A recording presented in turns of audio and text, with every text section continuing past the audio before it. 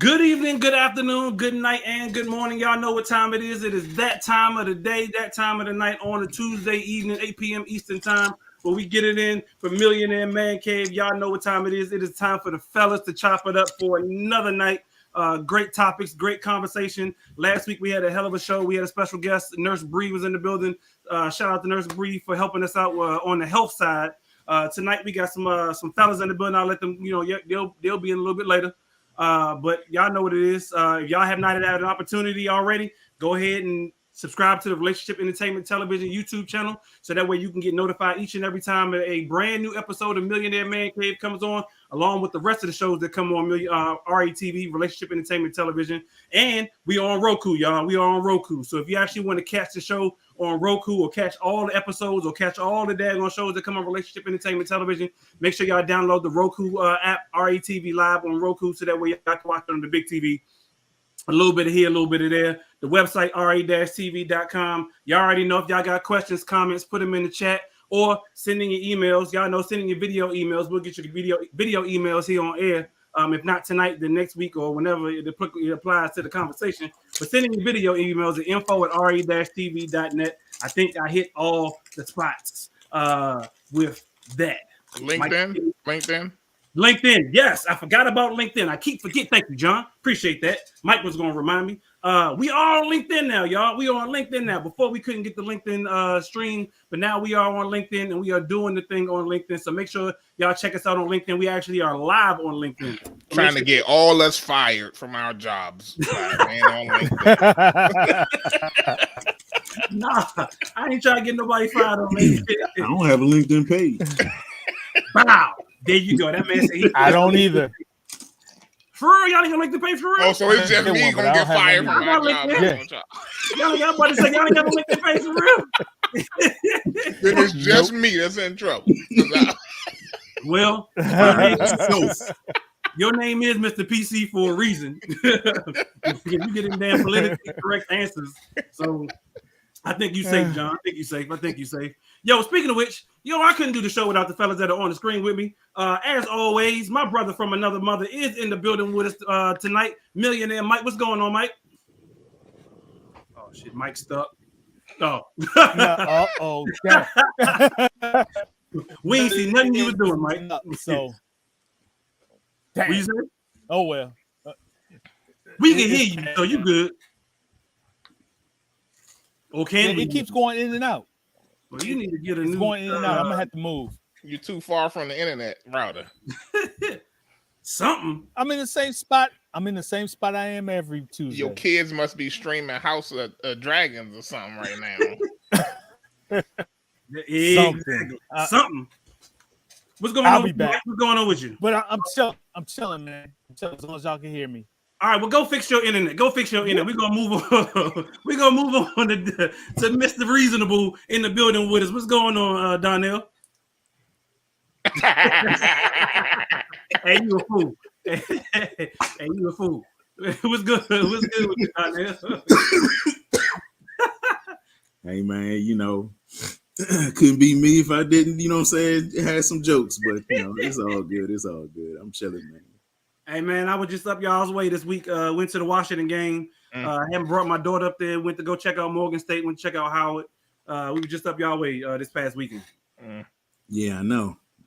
Oh, yeah, you do know. You did hit me up. I was like, I thought you was at the game. I was like, damn, Donnell hit me up. So, yo, can you take a look and see if they got stuff in the store? Did you get you? Well, so you got the shirt?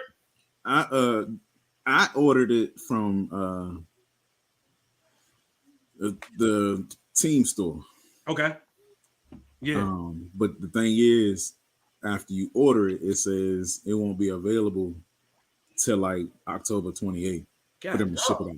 How stuff not available when I'm trying to send stuff back right now? Anything dealing with the Commanders, I'm trying to send it back. So the only reason why I bought into it was because I told you I support our people all the time. Local, not even the Commanders, just the fact that it's local. I know, but the fact that it's a NFL team and it's a local designer, you know what I'm saying? That look like me, so right. That's dope for them to be able to get that contract. or to be able to get that partnership. That is dope. I actually, like I was trying to get a sweatshirt, but they ain't had no sweatshirt in my size, so I let. Well, I sent you the. I don't know if. Well, I was. Excuse me. I was trying to send you. Like, I didn't purposely send you like that particular sweatshirt, right? But they had another one on there that, you know what I'm saying, that you probably could have selected, and I feel like it's still up there. It is, but you know what? When they lost, I was like, you know what? I was like, they can go ahead and keep that. They can go ahead. I was ready to go home at that point in time. I was like, y'all can go ahead and keep that. I didn't pay for these tickets for me and my family to go see this game. Y'all gonna throw the ball with 9 seconds left on the 3-yard line. Anyway, we're gonna talk about that later. What's going on, John? Ain't he Pete Carroll in the Super Bowl? Right. That was the first thing I thought about. Anyway, what's going on, John, aka Mr. PC, aka Mr. Don't haze me. What's good with you, John? Leave me alone. What's up, guys? Damon. What's up? I'm happy to be here. You know what I'm saying? Another evening with you guys. This is always fun to get together. So yeah, I'm just, chilling. You know what I'm saying? Chilling like a villain. For sure. Hey, I think we got somebody at the door getting ready trying to come in. Hold up, what? Did Mike forget to leave? I don't know what Mike did. He said he went to go fix his internet. So that man went to go cook himself some dinner or something. He probably did. That B having chicken in the oven. Man, B will get up and B start cooking during the damn show. B will start going in the kitchen and cooking during the show. Man, let me let the people in at the door right quick. We got the G Club in the building. What's going on, G Club? What up? Yeah. I see my man saying in the building, say it with the G Club. Hey, tell me who you got in there with you. All right, man. We got, none other but the family, man. So, we got Jim right here. Yeah. We got Steve right here. I got Kels right here. And it's an uninvited guest that's in the back that's just going to be giving y'all talk. So, you know what I'm saying? We always got every entrance and exit covered. Gotcha. Hey, all people are invited in. I take that back. I would say all dudes are invited in the man cave, but you got to be able to hold your own in the man cave. You ain't able to hold your own in the cave, then you got to go. Y'all know how it is when you get in the man cave. It's about fellas chopping it up. All that good stuff. So for those who don't know, Millionaire Man Cave is for y'all's opportunity. I will say this is y'all's opportunity. We in the cave every damn week, but this is y'all's opportunity to get a sneak peek of what's going on in the cave. We have real men conversations. We talk about everything, but we keep it positive. We do keep it positive. So we invited my fellas in from the G Club tonight so they can go ahead and kick it with us in the cave tonight. Chop it up on a bunch of different topics. I think tonight's topic, we talking about keeping your circle tight. My man said got a whole bunch of people in there with him. I guess that's his circle. That's his crew with him. They keep with him.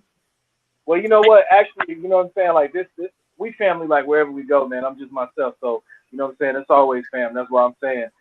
For me, Jim and Steve have been a part of the G Club. You know what I'm saying? They knew with us. You know what I'm saying? Kels, that's my family. And the uninvited guest in the back that y'all got to watch your neck for, you know what I'm saying? It's family too. So, it is what it is, man. We appreciate you definitely having us, on the show, man, and being able to chop it up with you brothers today. It's an honor, man. Thank you. For sure. Hey, man, tell us about the G Club. What's the G Club? So the G Club, G stands for gentlemen, right? And, first and foremost, it's not what y'all might think. You know what I'm saying? It ain't nobody at the club or nothing like that. You know what I mean?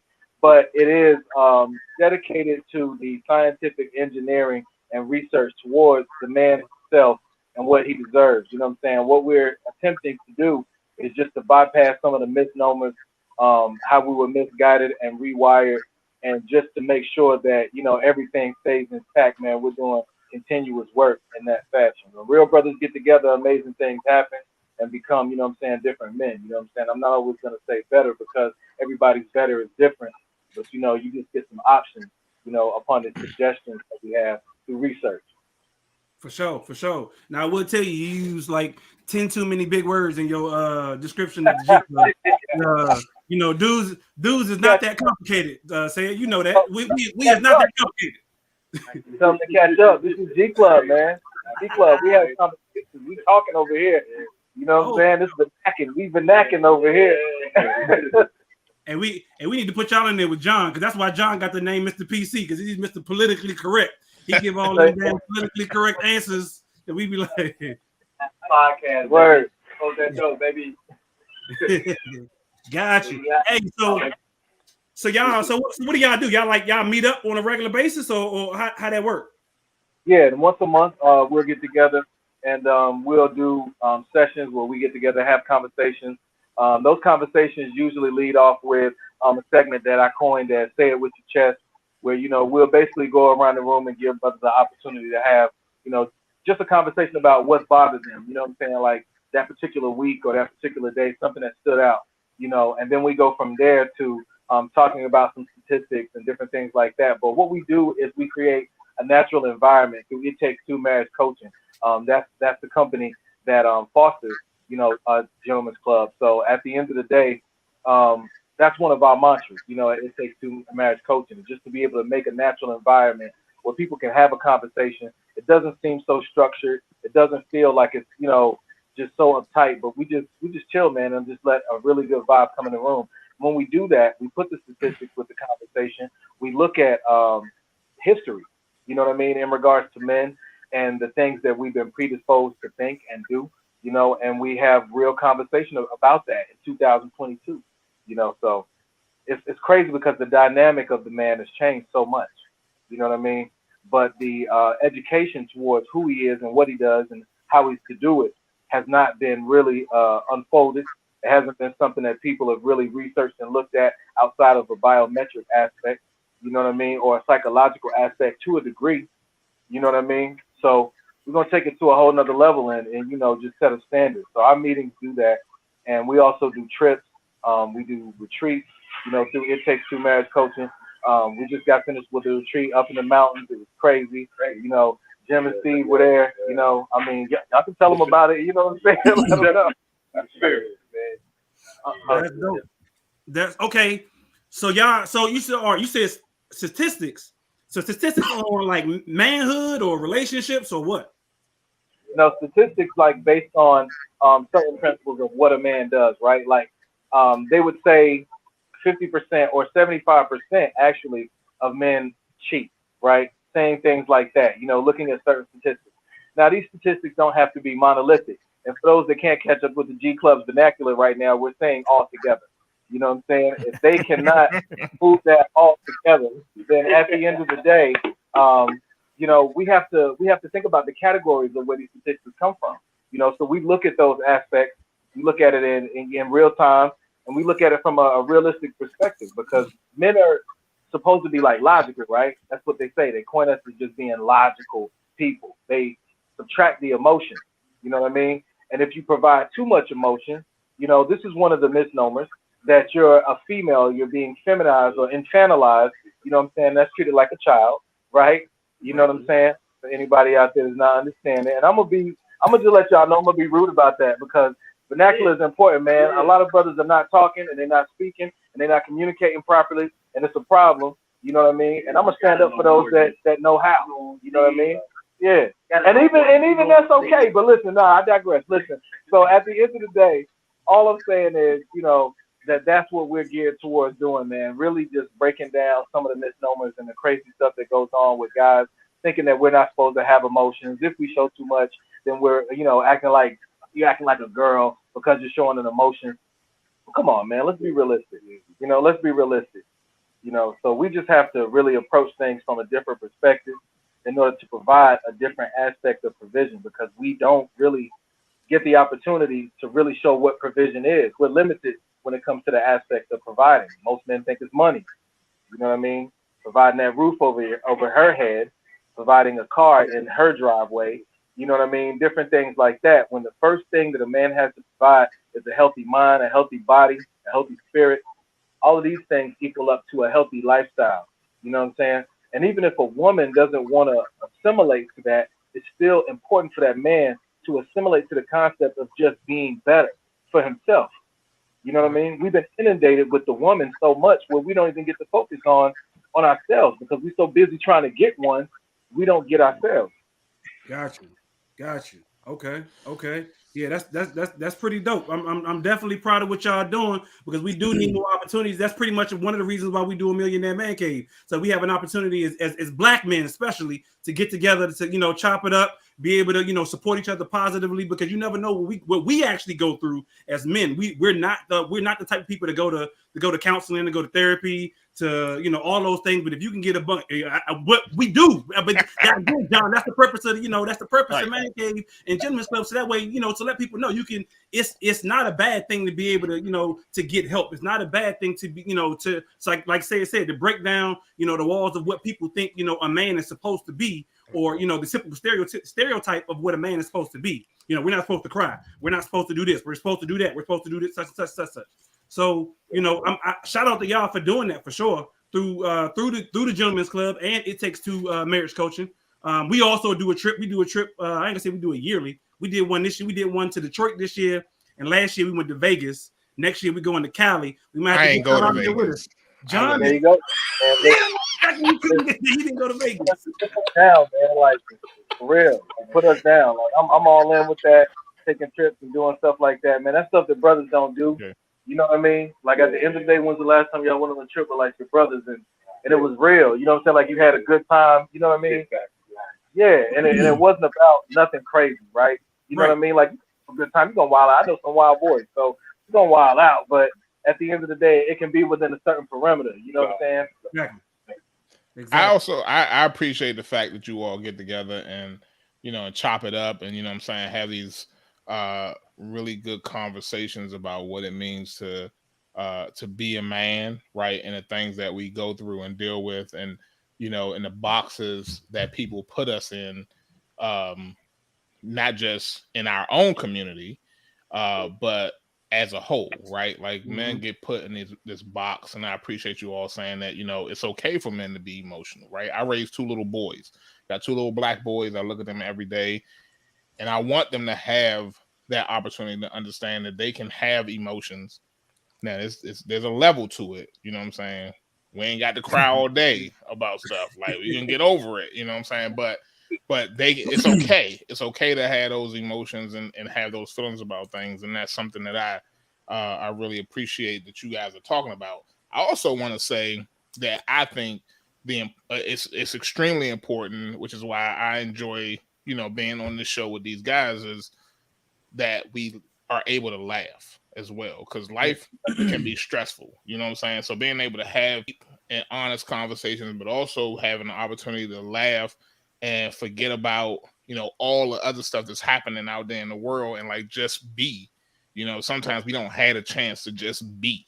So yeah, right. It still exists. Yeah, you're absolutely right.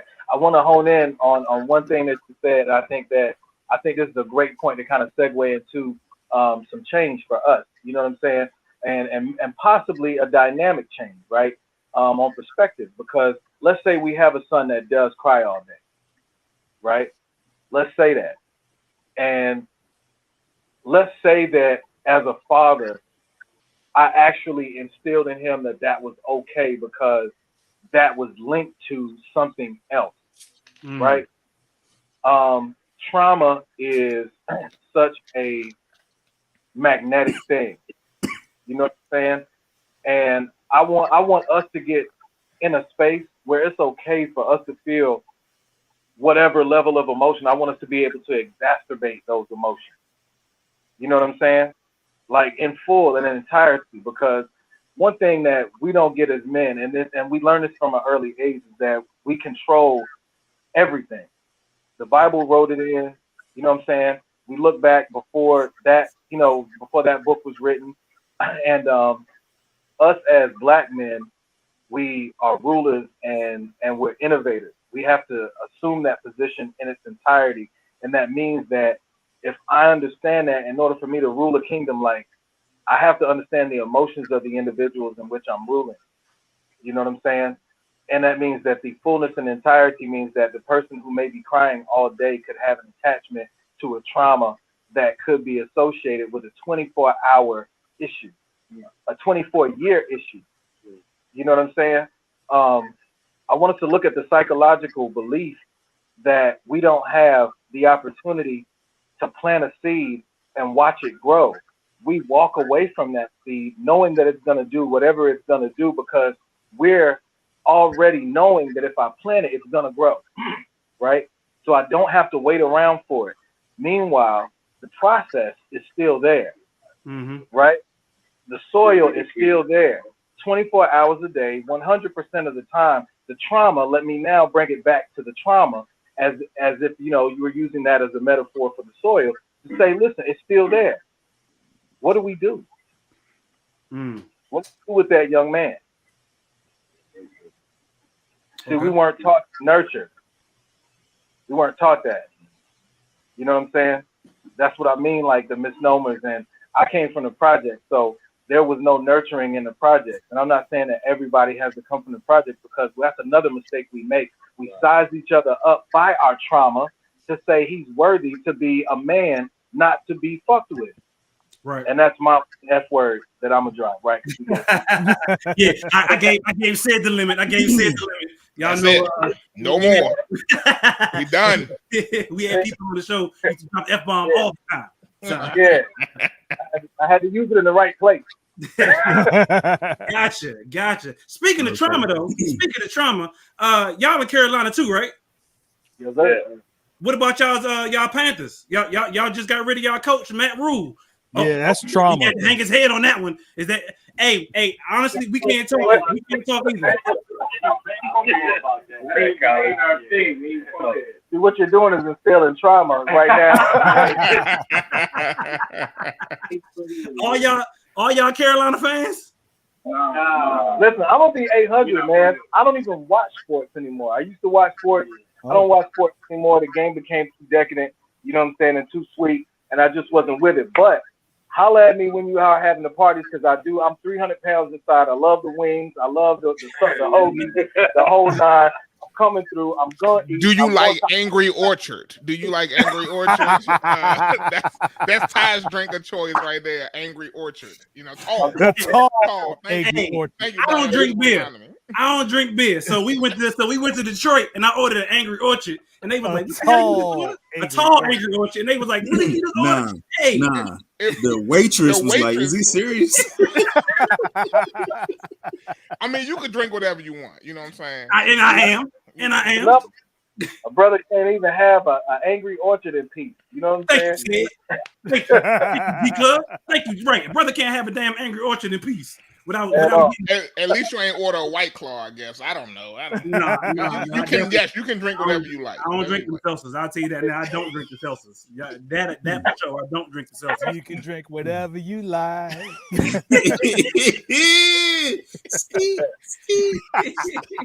But y'all did just get rid of y'all's coach, Matt Rule. The Carolina just got rid of their coach, Matt Rule. And I was just telling the fellas right before y'all came on, I actually went to the Washington game. We actually got the same damn record that Carolina got. We 1-4. And I don't know if we at the point where we need to start looking at a new head coach for Ron Rivera.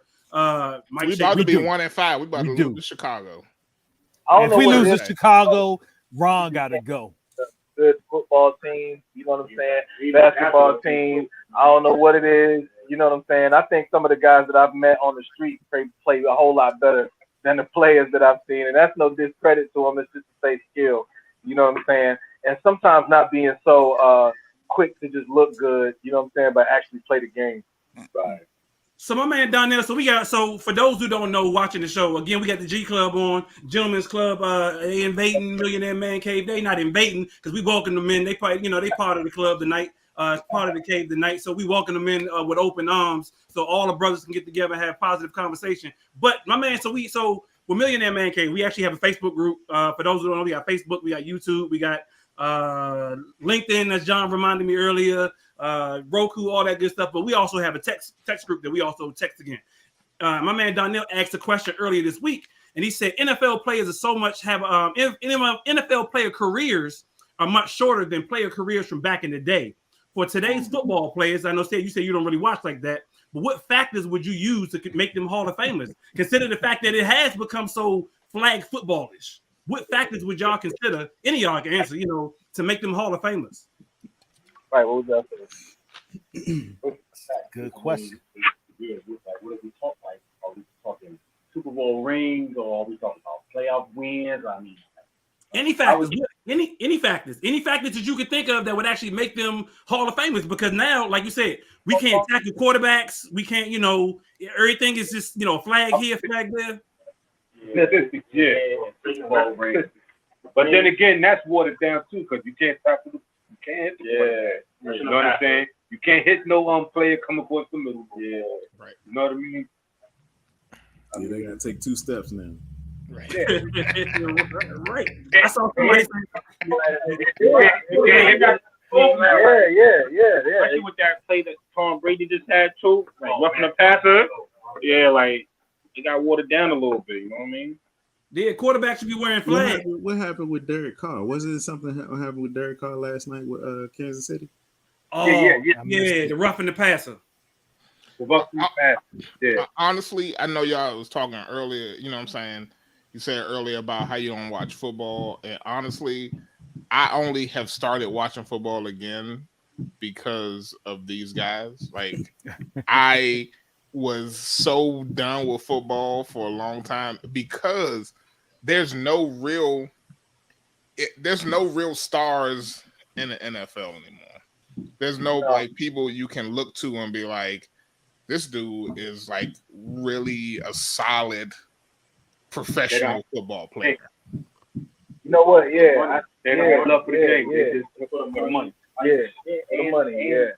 Injury plays a part in that too. It does. It's gonna be great. Not the dirt. Yeah, the injuries definitely play a part, but I understand the fact that, and they try to make the game, somewhere in the conversation of, well, Hall of Fame. Let's are we talking? And educate me. Are we just talking straight stats, or are we talking about on the field, off the field? Because I remember when you had cats that was real, like on and off the field. You know what I'm saying? Like they were they embodied that great player mentality. I mean, the consistency. They took a hit, they kept coming. Even if you saw them get injured, it's like they had that tenacity to kind of bounce back. So the crowd really felt the energy and the sincerity of the player to play the game. You know what I'm saying? Like, cats, you can put their bodies on the line instead of like now it's like, yo, you get one hit, dudes are folded up. You know what I'm saying? That was kind of like like my question. You know what I'm saying? Like the old school cats, just as you described, you know what I'm saying? That's what you kind of compare what a Hall of Famer is, or at least that's how I kind of, compare, if you in the Hall of Fame, like you are like these guys, these sets of guys. But as I look at today's game, I'm like, these aren't those guys. They may make great plays, you know what I'm saying? And will be well known for them great plays. But they're not, you know what I'm saying, the longevity. They're not 10,000 plus yard receivers, or, they don't have 2,000 rushing yard seasons. You know what I mean? Like, they don't connect with the people. And they don't play to leave the legacy. Some people that played before play to leave the legacy. Yeah. I'm going to be the greatest quarterback. I'm going to be the greatest running back. I'm going to be the greatest defensive end. I'm going to be the greatest coach that was on the sideline. You don't have it there. And let's be honest, the money was different. So people was playing for something more than money before. And now, I mean, they was playing for money, but it wasn't the same. You know what I'm saying? They've always been playing for money, but it won $20 million a year. Right. You know what I'm saying? Exactly. And honestly, so that's the problem that I have, for the simple fact that people don't understand. For like, all right, I tell you, I'm a diehard Washington fan. I don't call them the Commanders, Redskins, whatever. I'm a diehard Washington fan. Grew up around the corner stadium from the stadium they currently play in. Been to RFK, been to FedEx Field. I was just there this past weekend to just see them play and lose, so on and so forth. But I don't feel like the players, when they come to certain teams, like you said, they come to get a check. Albert Hainsworth, we talked about him last week, who came just to get a check out of Washington. Didn't perform worth nothing. When he was in New England, he was performing like crazy. Came to Washington just to get a check. They don't understand the rivalry that we had. The rivalry that we got with teams like with Dallas and things like that. It's just disappointing. Albert Hainsworth was doing a advertisement for oxygen tanks. Sounding like old girl. Sound like old girl from Friday with the Craig. Day was talking about. He like, you know what I'm saying? Like, he used to like lay out because he was tired. Like, that's got to be embarrassing, man. And then he on the sideline with Ozzy check on. Like, They would consider him, but I bet you they will eventually consider him a Hall of Famer though. But his performances not in Washington, but his performances in New England. And then where did he go after Washington? Didn't he go somewhere else after Washington? Or he retired? I don't know. I was done. I was I done want with to say it. he made the retirement money with Washington. Oh yeah. Yeah. That's the thing. Like, you're playing the game and people are watching you, right? And eventually, right, your stats are gonna go somewhere because you're on the field. You're gonna create some type of stat. You know what I'm saying? They don't necessarily have to create an impact. And see, again, I don't have to watch the game in order to know how the business goes. You know what I'm saying? Because what we're talking about essentially is business. We're not really talking about guys on the field running up and down. The stats equal the money equals, you know, what positions and different aspects and things like that. And I watch business all the time. So at the end of the day, paying attention to that aspect of it lets me know, right, that you don't have to be great in the sense of what greatness used to be. It's been dumbed down. Everything has been watered down in order to create, you know, exclusivity or inclusivity is what I mean. You know what I'm saying? Everything's supposed to be inclusive, right? Let's look at this like on a total scale. I know I'm kind of taking this somewhere else, but at the end of the day, I feel like that's what everybody, the message that we're being sent, right? It's okay for the mediocre or whatever level it is. You don't have to aspire, you know what I'm saying, to get to any other type of level. There's nobody out there that's really doing that. That's really pressing those bars. You know what I mean? I'm gonna have to disagree with you on that one to a certain degree. So I agree with you for the totality of it, but there are players, i.e. Lamar Jackson. Lamar Jackson is out there killing it, and they won't give him the contract that he deserves. And now he's out there feeling like, you know what? I'll continue on my contract, and I'm gonna prove to you that I am worth the money that I am asking for. Okay. So I do think there are players like Lamar Jackson and a few others that are worth the contract and the money on the business side that you're mentioning that are worth it, in my opinion. Right. But do you feel like they are making that total contribution like some of our old Hall of Famers used to do? You know what I'm saying? Like, do you feel like do you really feel connected to that player? Do you really feel like at the end of the day, if I close my eyes and say, listen, without all of the other rhetoric, just the numbers and the personality and character of that particular player, do you still feel like you're connected to him the same way that you were connected to, say, I don't want to say like, okay, a Bo Jackson, you know what I'm saying, like a Bo Jackson or somebody like that. I think we are in a time where specifically for football is moving in the same situation as what we see in basketball now, like similar. I hate and insofar as you are seeing people who are more interested in following a player than they are in following a team, right? Yeah. So yes, I think because players are now their own like entity, like the team mentality, right? Exactly. So the team mentality has fallen by the wayside. So it's not about the team anymore. You know what I'm saying? It's about the players. Like, so, like, and that's, so you see, what you see is you see coaches trying to go against that. They try to buck that by like sitting players or, you know, talking to like the quarterback about like running plays that don't go to that play, don't go to that player as much. Like, but the reality of it is that sports, professional sports has become a player-driven entity and not a team. So I got you. That's by the design. That's such a definitely. And I think that's again like I got to take it back to a social aspect, you know, within this, because that's what the G Club is about. You know, how we look at this from a social perspective. But you look at that in retrospect to Dr. Jawanja Kunjufu in 1942, right? When he was talking about the economic disposition of the family and saying that the world is going more towards an economic base. The family, like that old school spinster, like, yo, family needs to be together type stuff, that's the thing of the past. I need us to get beyond that. That's why it's necessary for us to remove the men from the homes. That's why it's necessary for us to show more independence and individualism to the women, not to already say that they weren't individuals already, right?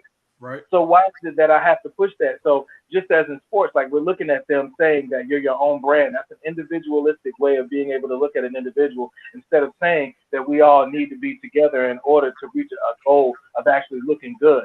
The last time I watched sports, I was rooting for teams. You know what I mean? I loved individual players, but I was interested in looking at the whole team because it took the whole team in order to do it. It took a family. But you know what? That's being removed from society and it's being removed from everything. So that way we remain disconnected and only focus on ourselves. Don't be a leader. Be a follower. You now get likes for following. You get love. You get care. All that stuff for following. You know what I'm saying?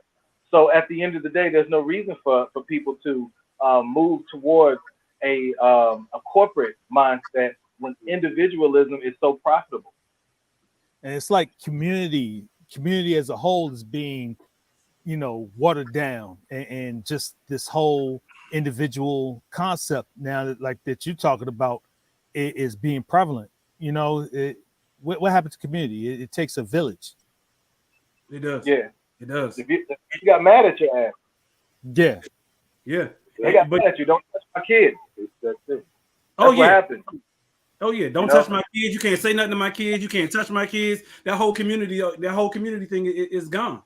I mean, and I don't care. It's more than one or two players. I don't care if it's what sport it is to win the game. Yeah, I mean that's the goal, right? But how do you win? Well, I think because I think that we have to look at the message that we're sending to everybody whenever we're making a move as a people. You know what I'm saying? And like I said, the G Club is all about community. So that's why I speak in such a way where it all goes back to the community and to that aspect. But at the end of the day, it's not necessary for us to look at that dynamic when you make more money when you're an individual.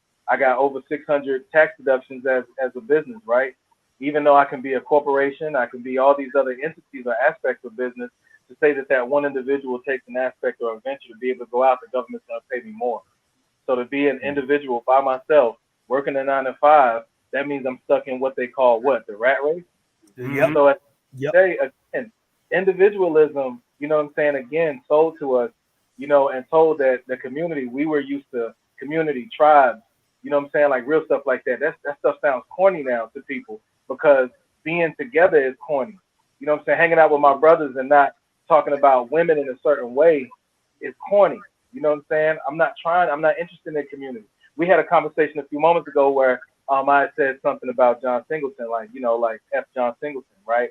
And at the end of the day, I was at a film festival having these conversations, and people were, appalled at me saying that, like, you're a black man and you for, everybody. And I said, listen, don't get it twisted. I'm not mad at him for getting a bag. I'm not mad at him for feeding his family, living in a nice place, and being able to move to a different place and take his family somewhere. But at the same time, at what cost? How did he play the game? How did he win? You know what I'm saying? If I'm going to tell my son it's important how he wins, how he plays the game, I got to tell everybody that. It's got to look good for everybody. And it doesn't have to look good for me. I'm not saying that your better has to be my vision of your best. I'm saying that your best just has to be an apparent inspiration of better. You know what I'm saying? So are you saying that Baby Boy is not a great representation of a black man? Is that what you're saying, sir? Is that what I'm hearing? Because Jody, I want to slap that nigga every time. I mean, see, you can get yourself fired. You can get yourself fired on LinkedIn, John. You on LinkedIn, John? No, that's a fact. I'm just saying. I'm sorry. You hit a nerve. You know what I'm saying? We love you, Cody. CDs, DVDs. Got a lot of Jodys in the community, man. You know what I'm saying? We gotta love Jody in order to, help him out. But it take a Ving Rhames too. You know what I'm saying? What was Ving Rhames' name in this point? I don't even know. I don't know. I know he's walking around butt naked cooking eggs in the kitchen. Right. Like, yo. Hey. I mean, you don't like Hustle and Flow, man? You don't like Hustle and Flow, man? Nah, I do. I watched Snowfall. Snowfall was one of his joints too. It's entertaining. You know, like those things. The miseducation is always going to be entertaining, man. You know what I'm saying? Like, and it's sad that we can't have such an entertaining platform that teaches us the right measures and the right ways to be able to do stuff, because it's just not as entertaining, because it's been so many years of being dehumanized that watching somebody fall down some steps is funny as hell. You know what I'm saying? So I'm not concerned about if they're really hurt. I'm concerned about if I caught it on film or not. That's true, because that's the first thing that everybody do when they see something go down. Instead of going out there and reaching out a hand and helping somebody out, first thing they do is pick up their phone because they want to record it and they want to get likes off it. They want to be able to, monetize off it. They pick up their phone exactly in a heartbeat. I mean, they wasn't even monetizing off of it when they was just doing World Star. It was just like World Star, and they just, Yeah, it's just for popularity. Right. You know what I'm saying? The popularity feels good because, again, people want to be, this all-inclusive environment. Everybody wants to be a part of something. And at the end of the day, what is the something? You know what I'm saying? What's the machine that we're talking about? Is it Baby Boy? Is it Jody? Is that what they want?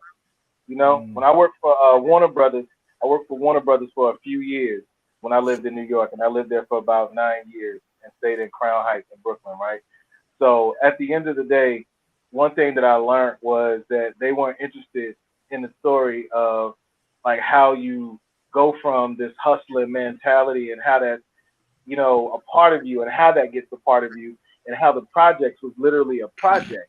It had people that were scientifically looking, you know what I mean? And people that were watching the progress of this place, you know what I mean? So then when you're coming out of that, they weren't interested in the coming out. They just interested in how, you maneuver when you were in.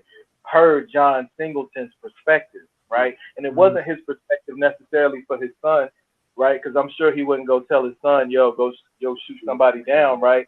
But he would say, son, make sure you film that nigga. Excuse me, if I can say that, LinkedIn, excuse me. Right. That's the second time. We both in trouble, sir. All right. You good. Yeah. My man Ray on LinkedIn said he stole that script anyway. He said he stole that script. Hey, before we go any further, go ahead. No, I was just saying that it's a double-sided thing, because I can't get mad at a brother for doing that. You know what I mean? Because he want to eat and he's hungry and he gets the opportunity to feed his family. You know what I mean? But I do have to ask, how are we playing the game? You know what I'm saying? Right. Which is the reason why a lot of people don't watch the news now, because it's so traumatizing. Like you said, we've become so desensitized to everything that we see out going on in the world today that it's difficult to really grasp what's really going on in the world today, because we've just like, it's not a big deal.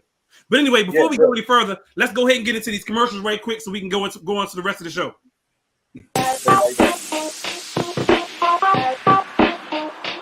Welcome to What's Going On? My name is Demetra Joe. Each Wednesday, you can find me here at 3 p.m. I'll be over here discussing different things that are going on and try to bring you a boost of positivity for your week, because we all need this. We're going to share some feel-good stories. We might find a hometown hero. We may take a look at some trending topic. And sometimes we might even find a lesson in a not-so-warm and fuzzy story if we can. I'm Demetra Joe, and I'll see you guys on the next episode right here on What's Going On?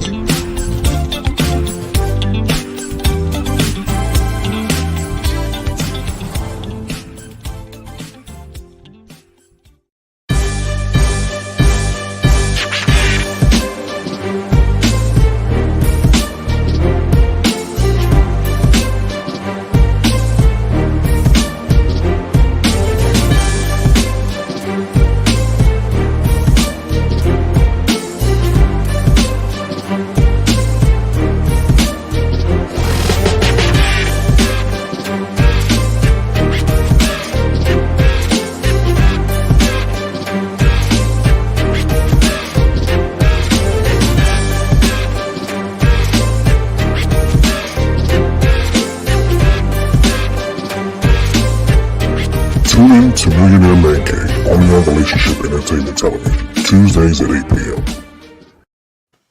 Welcome back to another episode of Millionaire M.A.N Cave right here on Relationship Entertainment Television, better known as RETV. If y'all have not already done so, make sure y'all go ahead and hit the subscribe button if you're watching via YouTube, so that way you are subscribed to the Relationship Entertainment Television YouTube channel, and then hit the bell so that way you're notified each and every time a new episode comes on of Millionaire M.A.N Cave or any other shows that you may actually see on RETV. Don't forget, y'all can actually watch via your Roku's as well. Y'all can hit up the RETV live on Roku. Just type in RETV in the channel search. It'll come up. Download the app to your Roku. Watch it.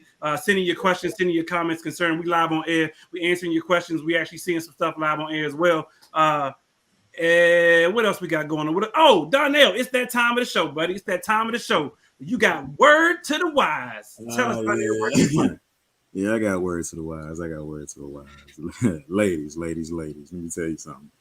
You know how I guess the saying is, you are what you eat. Ladies, your body odor should not smell like shrimp fried rice. You heard me?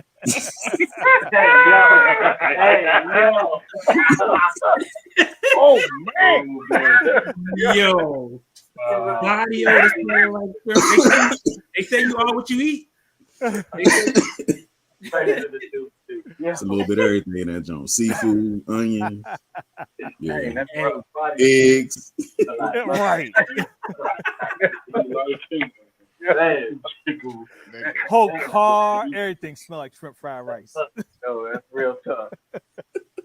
I don't fool with it. Y'all, you stupid. You stupid for that one, Daniel. You stupid for Nah, that that's a fact. That's a fact. pH is a real thing. If your pH is off, you know what I'm saying? Like, you need to get yourself right. I heard, just for all the ladies out there, that they did not officially really sell, what's that joint that they all use? Honey pot. They didn't sell it, ladies. You still got a chance, you know what I'm saying, to get your stuff together. Yeah. Women don't realize, dudes, we smell y'all. We smell y'all. We will be turned off. No lie. I heard this one chick told me, she said, "This is why I don't like drinking brown liquor." Yeah. What? If I was to smell a female, it would be a wrap. Yeah, I don't have that problem. You know what I'm saying? I don't have that issue. Wait, she smell like brown liquor. How much brown liquor you got to consume? I'm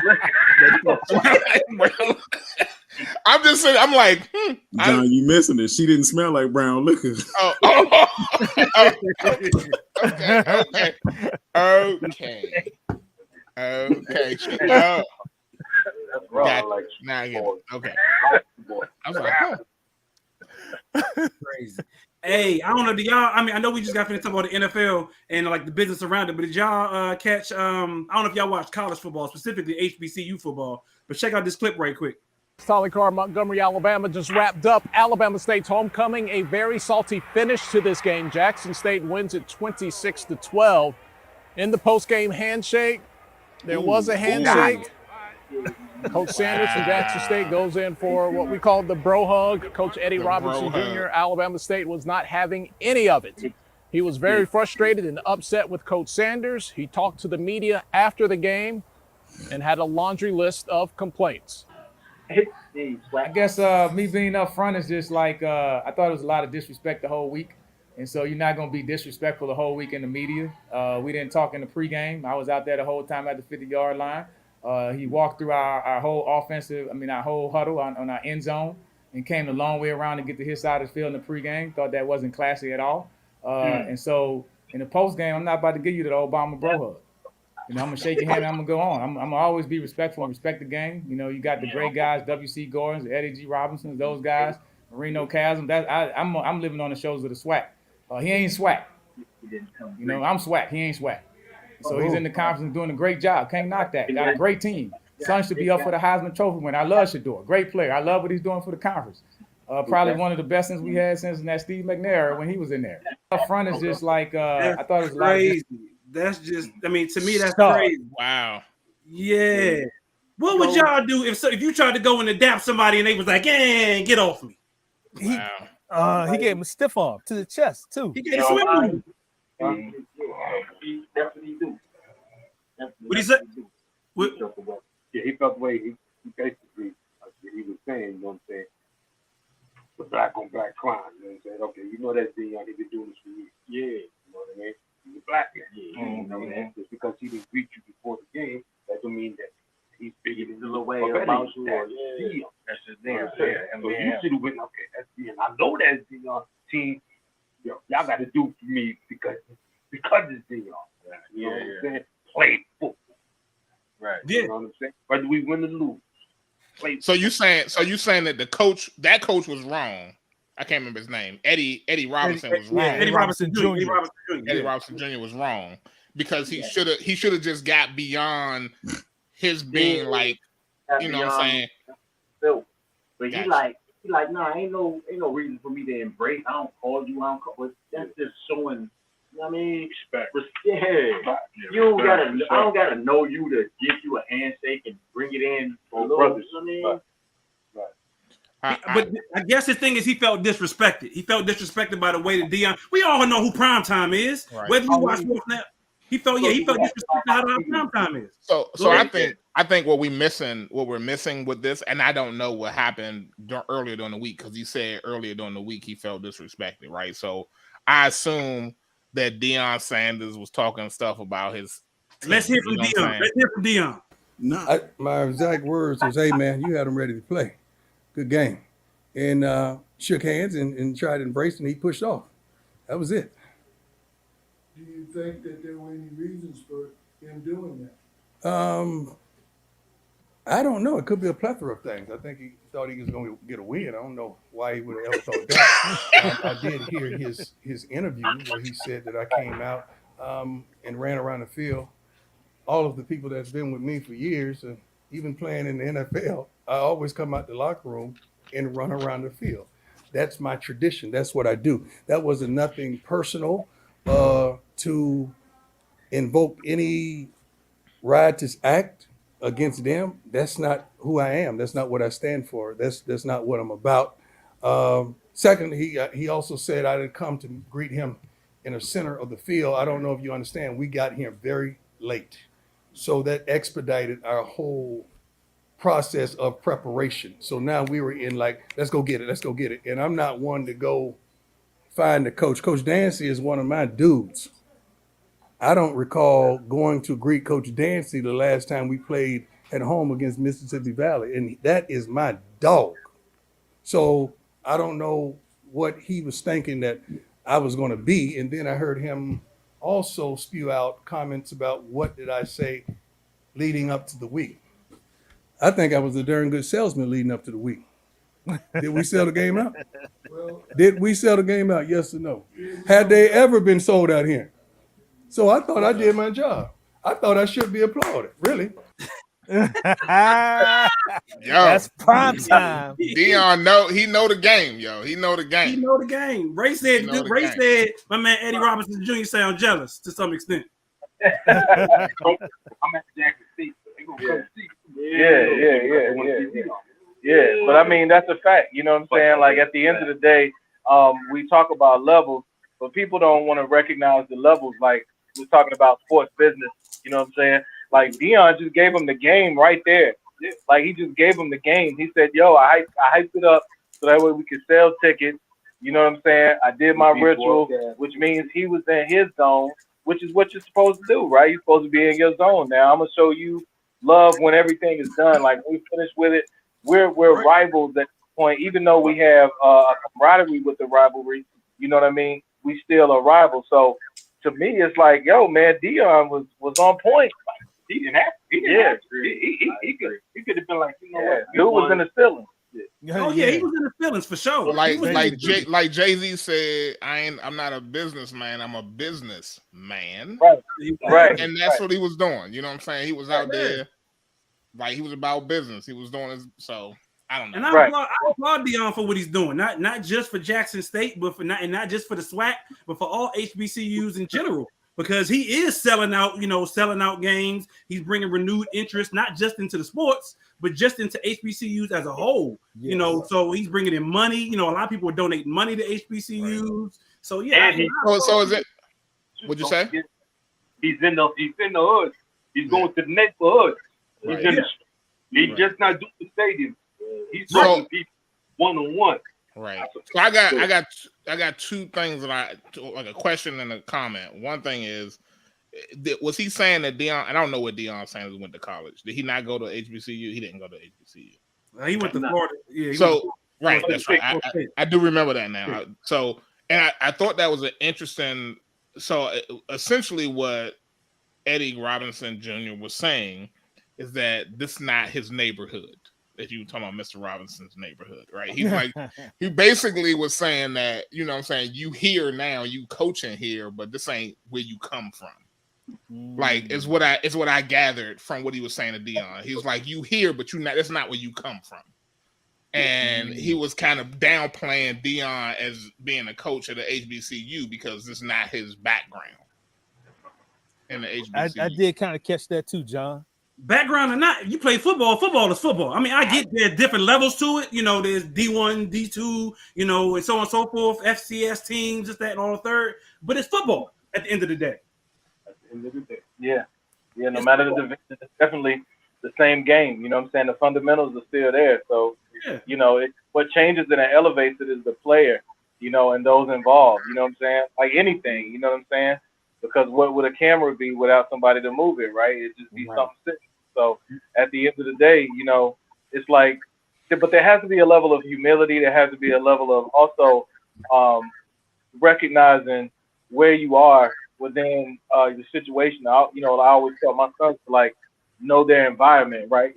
So at the end of the day, if I'm in an environment with somebody who's accustomed to a certain level of greatness, I might see some really odd stuff. You know what I'm saying? Because whatever their ritual is that helps them to reach that might be a little different than mine. Yeah. You know what I'm saying? So when it comes to that, people just have to be mindful of where they are. And it is to say that there are some people, because we always get into this thing like, oh, I'm not better than somebody else or whatever the case may be. But however you feel about yourself is how you feel about yourself. Right. And if I feel like I don't have to come and greet you in the manner that you find feasible or approving, then guess what? I'm really not even looking for your approval. Because guess what? I'm on Deion Sanders. He was Deion Sanders before the game was booked, right? But that also shows me if that is your reaction to your response, then I know how to treat you. I know how to deal with you from this point on. I know how to, because if you're looking at it, we obviously they beat them. Jackson State beat Alabama State in their own homecoming. So okay, it is what it is. Jackson State, if I'm not mistaken, is undefeated. So I need to be looking at you and finding out what it is that you're doing so that I can not necessarily maybe not necessarily emulate, but I can figure out a way to get exactly to reach that level. Yeah. Well, there's within competition, I think there's a natural hate. You know what I'm saying? It's like I don't want to learn from you. I want to beat you. You know what I'm saying? I don't want you to be a teacher. I don't want you to educate me. And I think that let's bring that around to us as men, right? Because we're in the Millionaire Man cave. So let's bring that around to us. I don't want another man to beat me at something. I want to be the man, which is why it's difficult for a lot of us to be educated by a man, because 10 times out of 10 we were always told to be the man. So how is it that I'm going to be listening to another man? You know what I'm saying? Well, the interesting part about that is how do you have to learn before you can surpass. Exactly. You know what I'm saying? Yeah, I agree. So let's rewind. Let's rewind a little bit, because Alabama State been beating Jackson State since Deion's been a coach. Like this isn't their first time meeting each other. Nah, not at all. And the fact that Deion beat him this time and he in his feelings is even more unbelievable. But Deion, you know what I'm saying? It's like you just take it on the chin and you come back the next year. Like, if anything, that's what he learns. Right. Resilient. That level of humility. But I guess I bet he lost some players to Deion, and now that could be. That could be. Exactly. Yeah. It is a bigger picture. You know what I'm saying? And that can be a thing, right? You know, like the players seeing somebody that's more fluid, you know what I'm saying? And that is more cocky. I can guarantee, you know what I'm saying, that some of Ali's team probably was like, listen, I mean, some of, people that Ali beat, it was like, yo, I'm going to go work for their camp. Right. You know what I'm saying? They driving, they running, and they doing, what it needs to, what needs to happen. Yeah, everything I want to do, right? Yeah, is what they doing. So I think that when you see somebody doing that, man, yeah, it's all types of feelings are gonna get involved, especially with the competition of sports. Yeah. He mad because Dion bringing in porn stars to talk to his team or whatever. I don't even want to know. John. Hey, let's go ahead and go to this last commercial so we can get into the question of the week. We got question of the week, y'all, up next. Y'all stay tuned for question of the week. Hey, it's your girl, Tia Robertson. I'm the host of Entrepreneur Insider.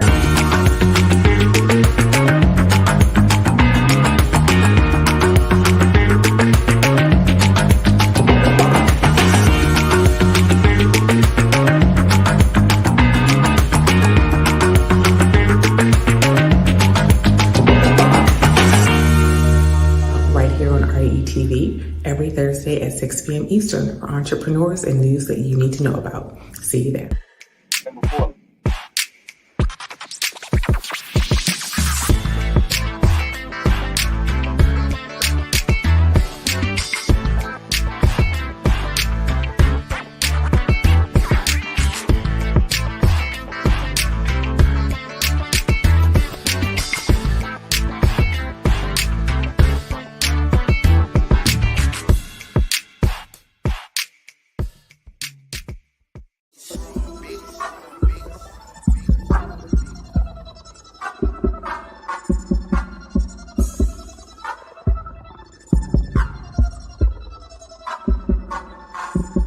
Well, they do that, cause we do that though. I see you talking, so we gon' take it though. And yeah, talking cheap, so don't do that though. My click 100 deep,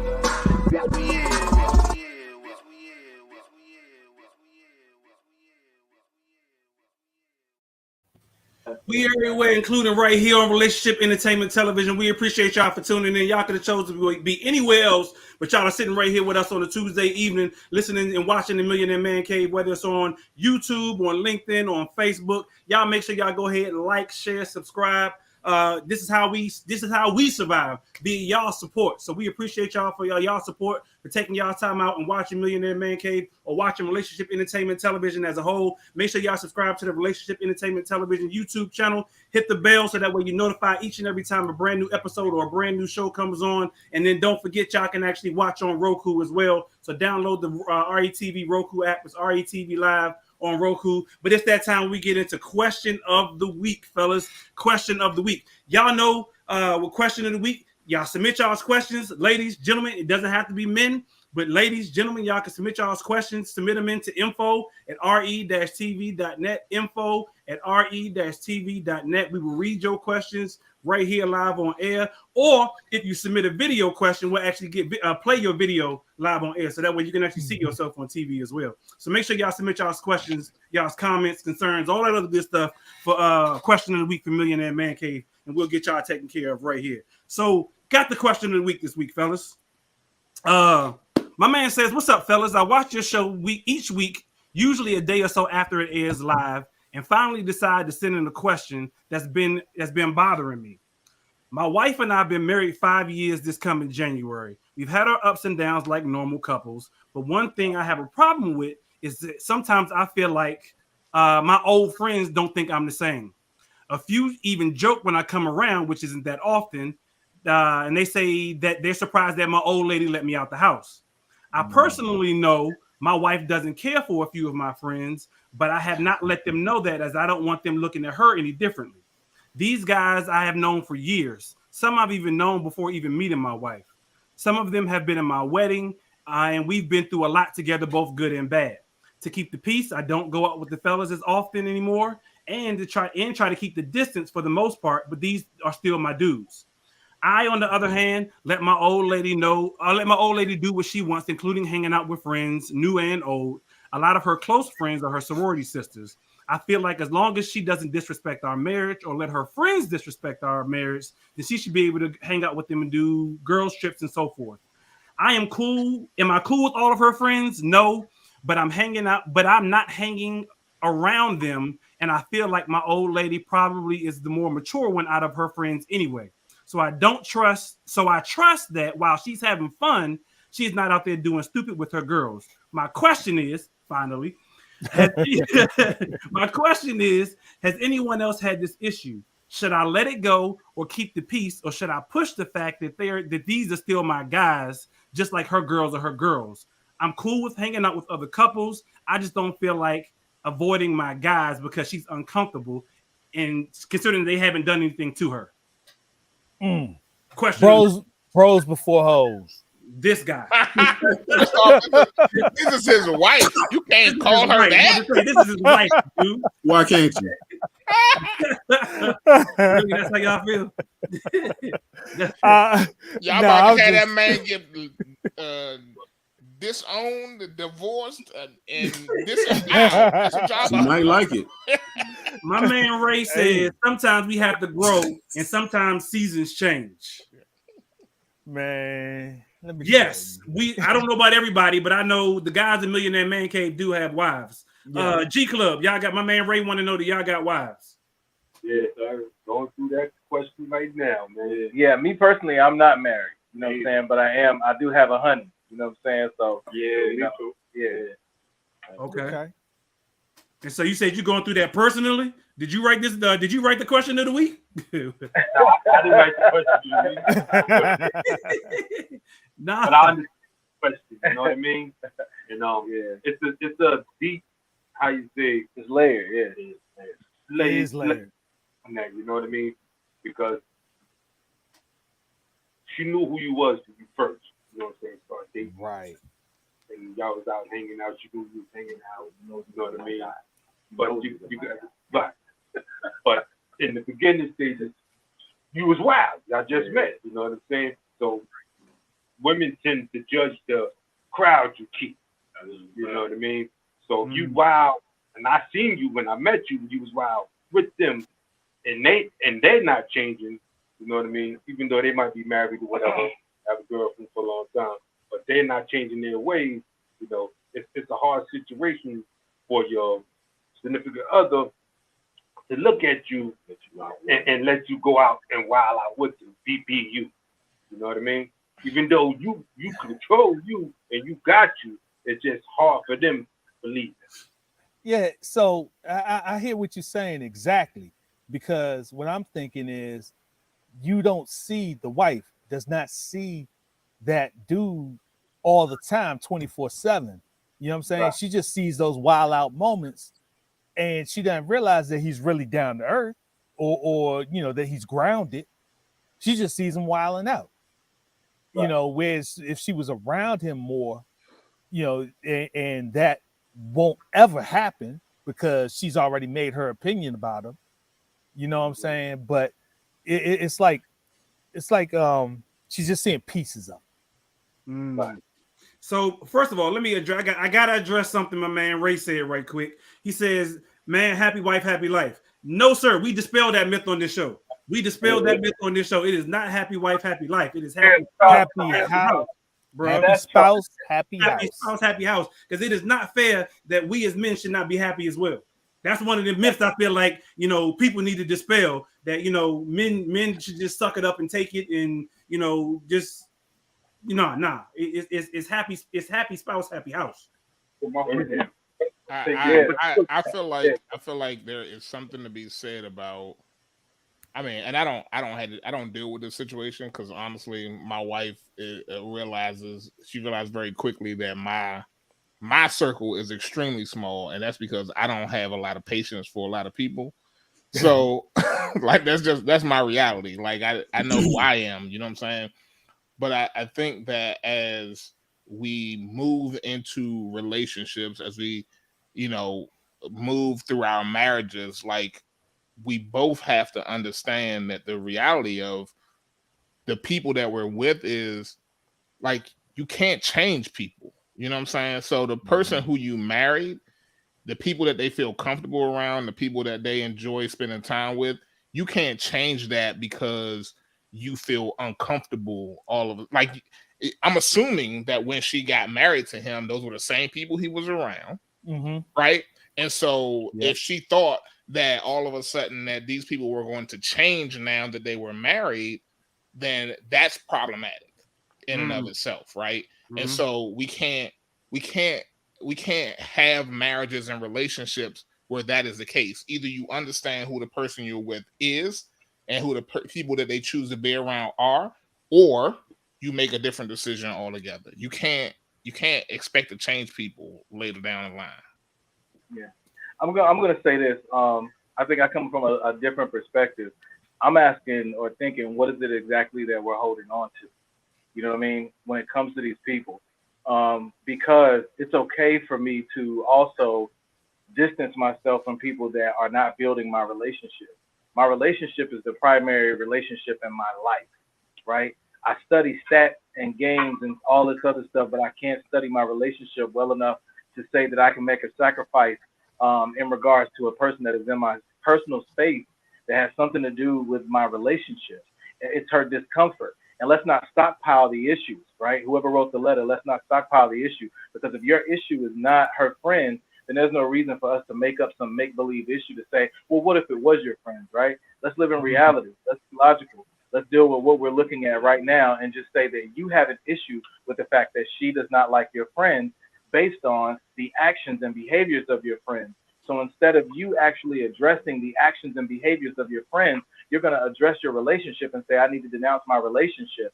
When at the end of the day, that is supposed to be the primary reason that you got married, is to put other things aside and make that be your primary responsibility. So it's not to say that you're not an individual and you don't have the right to have people, to like have friends. But again, how we playing the game?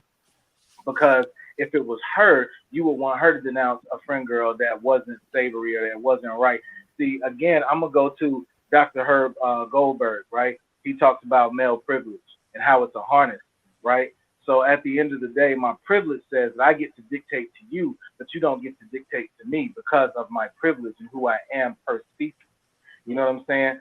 So that's a deeper measure to me than just saying, yo, I don't like your friend. Or she just come to him saying, I don't like your friends because they, you know, I just don't like how they move or do certain things. You know what I mean? We have to start getting comfortable with saying it's okay to make a ultimate sacrifice for an ultimate goal. You know what I'm saying? And I think that that's a bigger picture. Okay. So does it matter then? You know, I get what you're saying, because like my man Ray said, you know, different season, different folks, all that stuff. If we're in a growing state of mind, you should grow. And if the people you're with are not growing with you, again, the whole topic for the night is keeping your circle tight. You know, the people who you keep around you reflect pretty much who you are, in my opinion. And if they're not of that type of mindset, then why are they around? But then at the same time, I do also understand that if you have people in your corner who've been there with you through thick and thin and have been with you from day one, I understand not just, you know, kicking them to the curb just because all of a sudden you got a relationship or a marriage. But because I am married, though, I will say I agree that, yeah, you know, your spouse is your priority.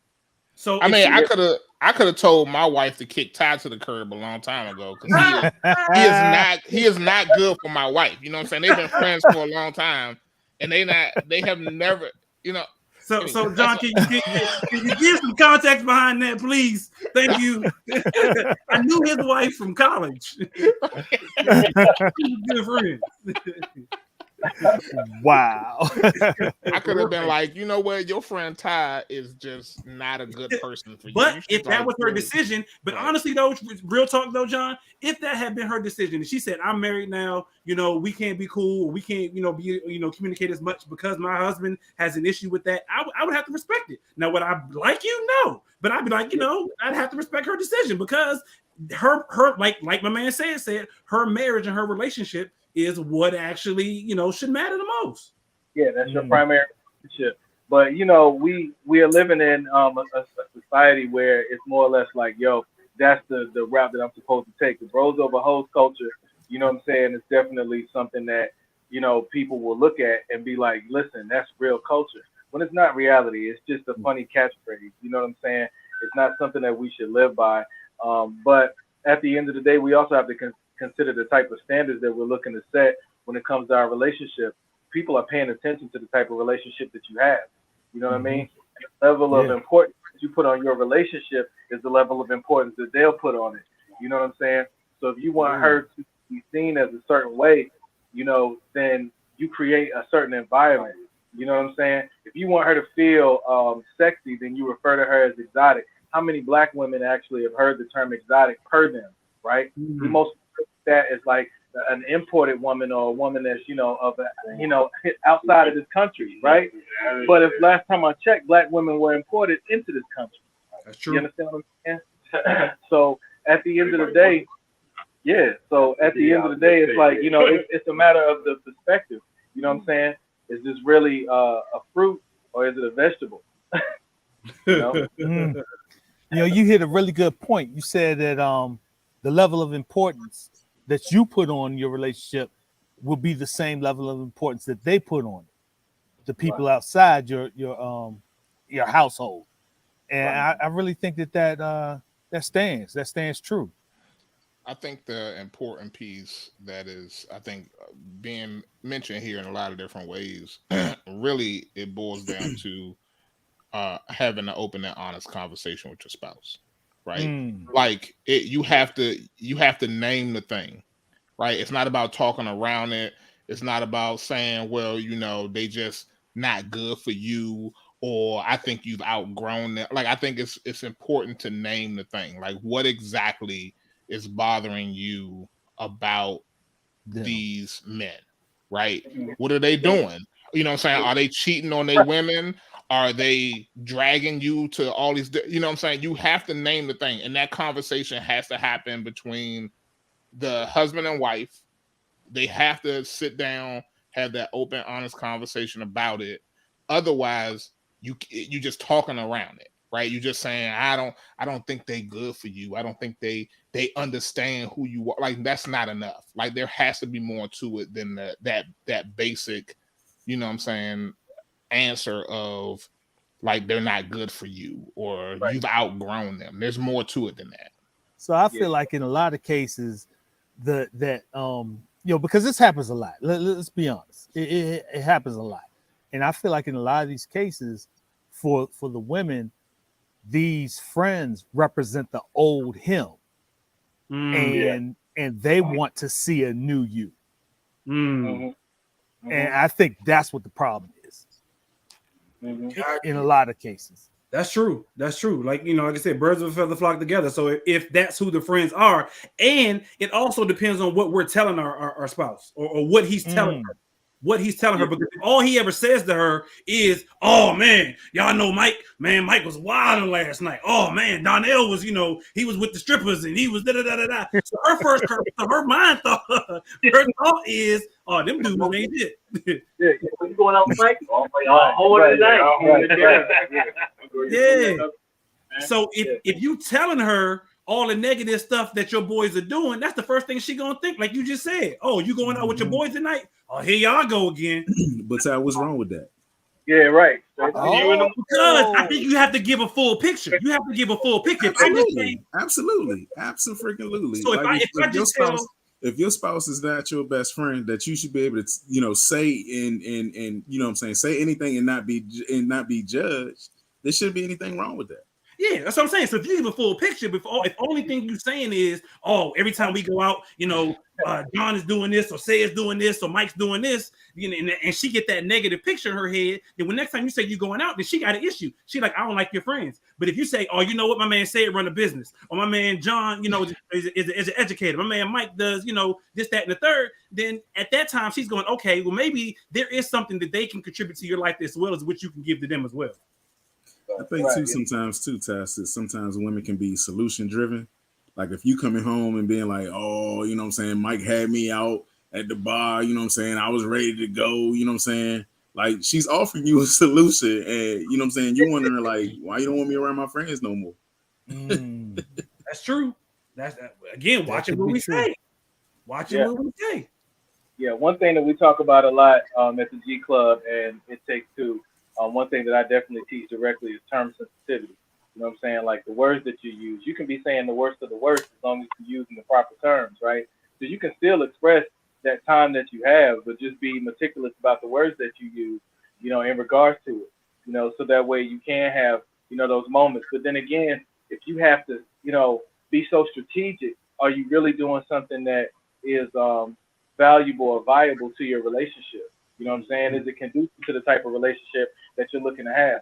And then it's also thinking about everybody has to be okay with having their own relationship, because a lot of times we will get in circles and we'll talk about stuff in regards to relationships and be like, yo, I kind of want that in my relationship, when that person may not have done X, Y, and Z in order to get that type of reaction or that type of situation.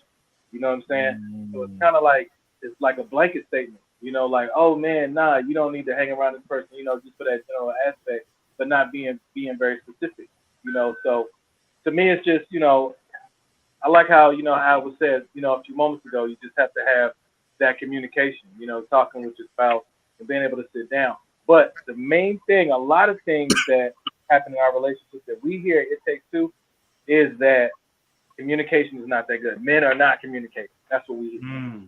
A huge percentage, you know what I'm saying, of men are not communicating efficiently because they are afraid of certain reactions, rejection, you know what I'm saying, being judged, you know, not really being able to be who they are, but being in those relationships because it's like either I'm comfortable or because I've known this person or we got kids together, you know what I'm saying? So I'm hearing a lot of that. I'm hearing a lot of men are not communicating and just kind of existing in situations. And even when we are communicating, like you just said a few moments ago, it's how we communicate. Because you can say the same thing so many different ways and be perceived based on how you say it. Right. The tone. Your tone, exactly. Pitch, tone, and delivery. Yeah, right. Delivery, exactly, Donnell. Exactly. So it depends on how you say stuff as well. But to answer my man's question, though, I mean, dude, I mean, yeah, I don't know. I don't know, because his question was, what was his question? I forgot his damn thing. Yeah, I was going to say, I need to repeat the question. He said, should I let it go and keep the peace, or should I push the fact that these are my guys, just like her girls are her girls? I'm cool with hanging out with other couples. Yeah. So the question is, should he keep the peace, or should he push the fact that that's his guys? No, I think you should definitely pick the right opportunity, like to talk to her and have that conversation. I believe John said it, you know what I mean, where, you know, listen, we have to communicate with our spouses. So I think he should ultimately have that conversation with her, but don't be a jerk about it. You know what I'm saying? Just think about the terms that you use in regards, and don't try to stockpile, like, you know, bringing her friends into it. Just deal with her issue, you know what I'm saying, and talk about her issue specifically. So that way she'll feel like she's actually being heard and he's actually caring about what she's going through in that situation. Donnell, that's what I was feeling. Get it off your chest, Donnell. Get it off your chest, Mr. Reasonable. But I almost feel like, and this is just me, I almost feel like her issue isn't mine to deal with. You know what I'm saying? Right. Like, if there's no foul play, you know what I'm saying? And if I, you know, randomly hang out with my guys, like he already said that he doesn't go out as often, but when he does, if she has an issue, the issue is on her, not me. Like, that's something she needs to deal with. And maybe she needs to be the one to articulate and communicate that. Oh, articulate and communicate. Go ahead. I was just gonna say, you know, maybe she should articulate that to her vagina. You know what I'm saying? I don't know if you can say another word, because at the end of the day, that's what we're talking about, guys. We're talking about the ability to be able to translate emotion to affection, emotion, physical communication, as well as you know, just verbally talking to you, right? So nah, I'm sorry, you know, I have to disagree with you on that, you know, and say that But at the end of the day, if somebody hurts your feelings, it's not the person who hurt your feelings for you to get over it. Like, you have to ultimately, you know what I'm saying, know how to get over it. You know what I'm saying? Like, it's not up to the person to make you feel better. It's up to you. I would agree with that in a normal situation. In a normal situation, if it's a random dude, random chick, whatever, but if it's your spouse, on the other hand, I'm gonna have to disagree, because you two become one. So if she got a problem, then you got a problem. So to say, you know what, you handle your situation, even though it's with me. No, I get it. I get it. Yeah. Don't be selfish. You can't just I mean, I just feel like I mean, to be honest with you, Ty, like, I just feel like, you know, when you take on somebody else's burdens, it adds unnecessary stress for you. You know what I'm saying? Agreed. And I just, again, you know, like I feel like you're just going to be in a vicious cycle where, you know, she's always going to have issues, and it might not just be you know what I'm saying, your bros that was, you know, there before her. It might be somebody, a new coworker that you decide that you want to hang out with every so often. Gotcha. Man, I just know who hurt you, because we don't have to. I don't know. If we have to look at every. You know, when we say she's always gonna have a problem, is that the reality though? You know what I mean? Biggie said it best. He said, "Who shot you?" It wasn't me. But if that's the reality of, you know what I'm saying, like what we're dealing with, then it's almost like saying that I'm coming into this knowing that there's always going to be some type of issue or some type of problem. You know what I mean? And at the end of the day, we don't come into something like this with an exit plan. We come into it with a longevity or a success plan. You know what I'm saying? But not everybody does, but we're supposed to. But what that said though, is that not, and this goes back to what Donnell said, is it not is it not important for the individuals who have stepped into that situation, in this case a relationship, to do the work on their own to understand how and what like drives them, or what are their you know, the things that what are their triggers? What are they bringing into that relationship, right? You need to know what you're bringing into that relationship on both sides before you can even really begin to work as a couple. Like if you don't know what you're bringing into that relationship, if you haven't made that clear, like these are the issues that I have, these are the things that I'm bringing to the table, these are the things that I'm worried about, concerns, like that's why people do the marriage counseling prior to getting married sometimes, because it just gives you that opportunity to have those open conversations about the things that exist for you as an individual, because you're bringing those individual things into this joint situation. About to say the number one question that, you know what I'm saying, that I would probably ask is what does a healthy relationship, or what does a healthy marriage look like to you? Yeah. Important to know, because if you go into that relationship and they say a healthy relationship is somebody who fulfills all my needs, then you need to. Will Smith say it all the time. Will Smith say it all the time. I am not responsible for your happiness. I am not responsible for your happiness. Right. Straight like that. You know, I kind of think funny about that. I think that there is a responsibility in regards to a person's happiness. Like when you're with them, you want to see them happy. I think not being responsible in totality, but I think that if I care about you, then I am responsible for the way that I approach you and the way that I treat you, and the way and feed into you. But that doesn't equal another person's happiness. Right. Well, not necessarily. Well, it doesn't, but it does, right? Because as I learn you, I know what makes you happy, right? And I can begin to make that a consistent thing in me. As a matter of fact, I'm inspired to do so. That's what I tell, you know, a lot of ladies who are like, oh, well, he doesn't want to do X, Y, and Z. And I'm like, what is his inspiration? How is he inspired? You know what I'm saying? Because naturally, I'm inspired to love a woman a certain type of way based off of how she makes me feel. You know what I'm saying? So when I know that, like, for example, my honey loves cookies, right? I know that she's not a flower chick. I don't take her flowers. I give her cookies, right? And it makes me feel good even just going and paying for it, because I know what the end result is going to be. So when I do that, I'm now taking responsibility.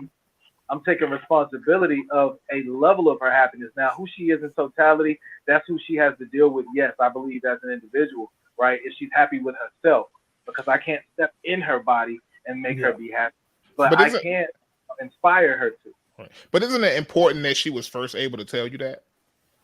She knew that she liked cookies, and she was then able to tell you that. You know what I'm saying? If you go to a woman, if you get in a relationship and you ask a woman, how can I support you? And she doesn't know how you can support her, then what can you possibly do? Wow. You know what I'm saying? She has to know that first. She has to know that she likes cookies more than flowers in order for you to then get that information. Otherwise, you floundering. You making it up as you go. What if she like to get choked out? Kind of, And I'm not even being. I'm not even like being yeah. Like for real. What if she likes to be being choked out? You know what I'm saying? And like to be called out of her name, like the whole nine. No, but that's a very. She got to know it first. She got to know it first. You know what I'm saying? And I'm about to say, and that probably has everything to do with her upbringing. I really don't think that that's all the way true, guys. I really don't. And I'm just speaking from my experience. Call me weird. I'll be the alien in the room. But at the end of the day, again, if we're talking about somebody that we're studying, then in my case, right, for my honey, there are many things that I've brought to her forefront that she never paid attention to, right? Mm-hmm. Like, for example, in order for her to, my honey is an author, right? She's a 4-time Amazon best-selling author. And when she was during those processes, I was there during those processes, right? But I paid attention and I said to her when she would get writer's block, you need to get out of the room. You need to listen to some music. You need to listen to the sounds of the beach because the beach relaxes her. So I made a video of the beach, right? Just a simple video. How many times do we record things just for ourselves, right? Screen record, all kinds of stuff. So I recorded this video. It literally had the sounds of the beach. And then right behind it becomes, like some music and stuff that she likes. So she would sit in a room and she would isolate herself. And I'll make sure that she's not bothered, right? So she can just sit in there and absorb that. And I'm telling her, don't write in that moment. I want you to absorb the energy of that moment. What's on, right? When she comes out of that room, she's ready to write. She didn't know that was her process. Again, guys, we have to be stewards of these women if we're really talking about loving them. If we're talking about being a man and giving them a man is not just flesh and bone. A man is an experience. You understand what I'm saying? And that's what they need to understand first and foremost. We are the experience. We don't allow anybody else to tell us that we need to learn her. We learn her on our own. And we make that a part of our curriculum, our biometric curriculum. It's my natural response to pay attention to what I love. If I love popcorn, then I'm going to be looking for popcorn. I'm going to learn how it's popped. I'm going to learn how to add the salt, the butter, whatever the case may be, in order to make it the best popcorn that I could possibly do. Why come I can't transmit that to my woman? I agree with you wholeheartedly. That you should always be a student of your spouse. You should always be a student of your spouse, finding out, you said, figuring out what they like, what they love, what they don't like, what they don't love, so on and so forth. But I just realized we got to wrap up with at the time. Great conversation. Hey, we can keep the conversation going. For those who don't know, we can keep the conversation going on the Millionaire Man Cave Facebook group. Join fellas. That one is fellas only, ladies. Fellas only. Millionaire Man Cave. We can chop it up about these type of conversations, or the RETV page on Facebook as well, or the comments right here on YouTube. But G Club, Gentlemen's Club, last time, man, tell us, how can people get in contact with y'all? How can the fellas, do what they do? Yeah, man, definitely get down with us at www.ittakes2marriagecoaching.com, and you can definitely go under couples events. When you go under couples events, you're going to see the G Club, Gentlemen's Club right down there to get registered. We also have a Valentine's retreat that's coming up. Like I said, we always have a phenomenal time. We rent out mansions, take about 10 to 12 couples at a time, and just really have a great time. You know what I'm saying? So definitely get down with us there. If you want to reach out to me, definitely do that. Go to Facebook, go to Said Because. That's CEDBCAUSE. That's Said Because. Okay, because. So at the end of the day, that's all you got to do. Tap in and win. Appreciate it very much. Hey, appreciate all four of y'all for coming through. Yeah, no doubt. Man Cave, great conversation. Y'all are more than welcome back at any point in time. Y'all are more than welcome back. This is how we get down each and every Tuesday, 8 p.m. right here on Relationship Entertainment Television. So, appreciate y'all, man. Yeah, thanks for sure. Man, we appreciate it. Until next time, y'all, we will see y'all next Tuesday, same place, same time. We out, y'all. We out.